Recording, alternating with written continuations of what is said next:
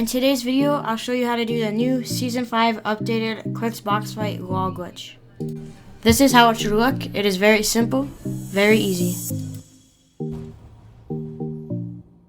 Here it is in slow-mo.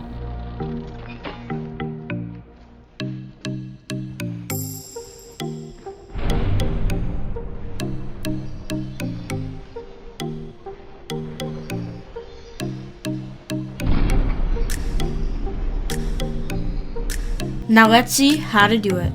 First, you want to place a cone and stand in the middle front of it. Then you want to hold your wall out and jump up and down.